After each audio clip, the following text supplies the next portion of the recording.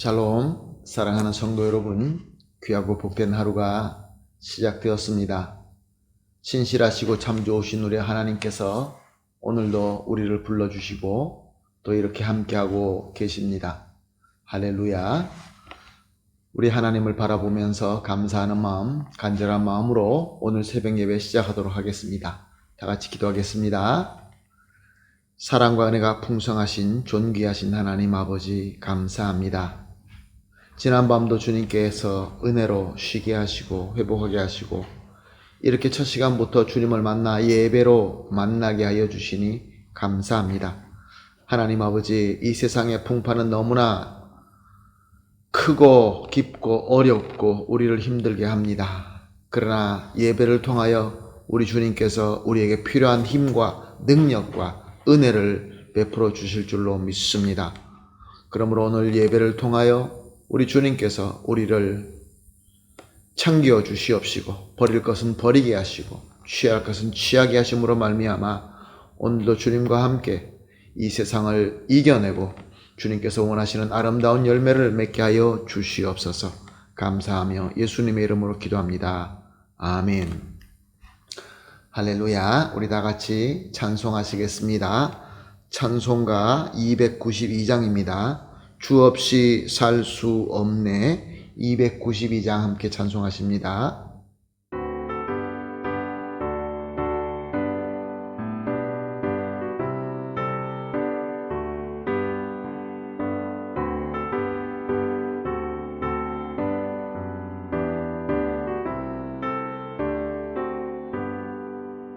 주 없이 살 수 없네 죄인의 구주여 그 귀한 몸의 피로 날 구속하소서 구주의 사랑으로 흘리신 보혈이 내 소망 나의 위로 내 영광 됩니다.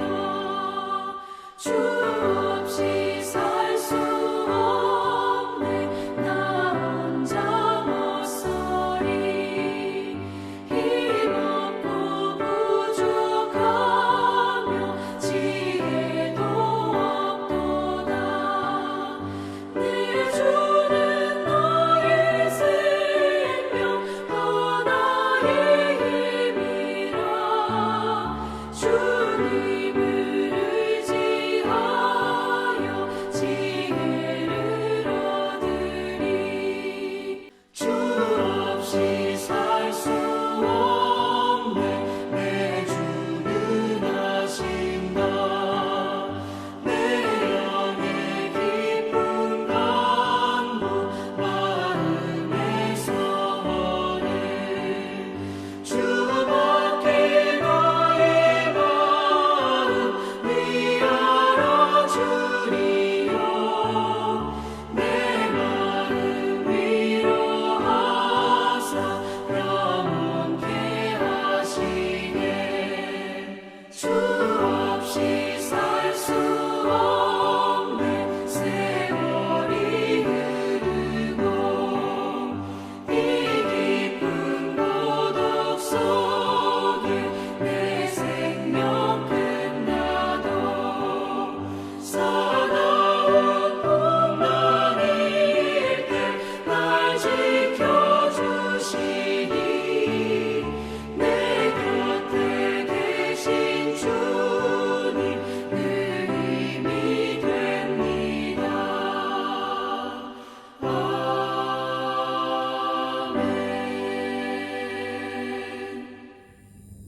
아멘. 아멘. 할렐루야. 감사합니다. 하나님 말씀 함께 보시겠습니다. 오늘 함께 보실 말씀은 요한복음 4장 7절에서 10절 말씀입니다. 요한복음 4장 7절에서 10절 말씀 함께 보십니다. 사마리아 여인 한 사람이 물을 기르러 왔음에 예수께서 물을 좀 달라 하시니 이는 제자들이 먹을 것을 사러 그 동네에 들어갔음이러라. 사마리아 여자가 이르되 당신은 유대인으로서 어찌하여 사마리아 여자인 나에게 물을 달라 하나이까 하니 이는 유대인이 사마리아인과 상종하지 아니함이러라.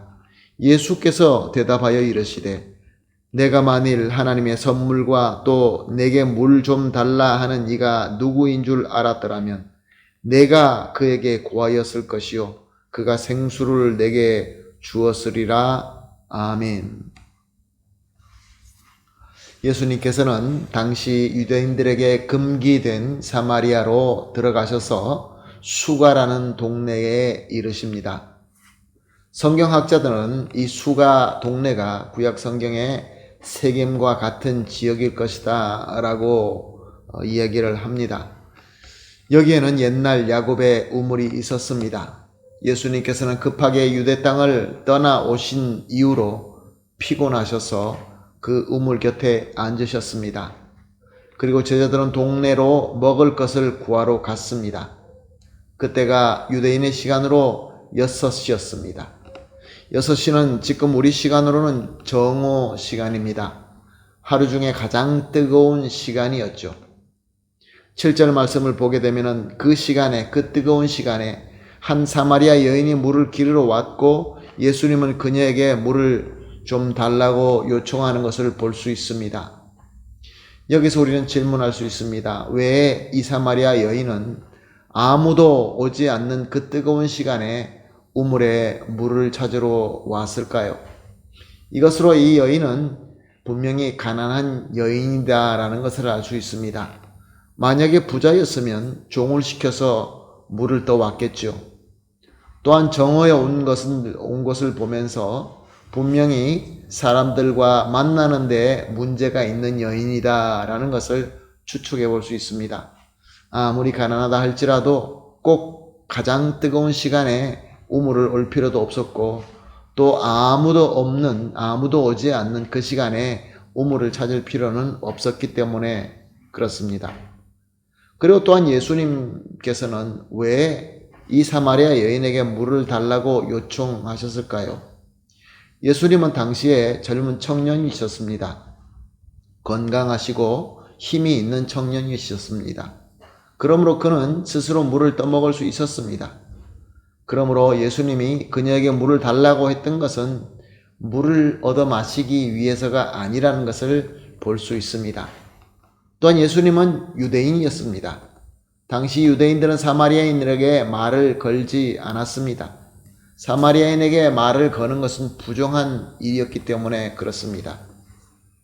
그러므로 예수님께서 이런 전통까지 깨면서 말씀하신 것은 분명히 예수님의 특별한 이유와 목적이 있었던 것입니다.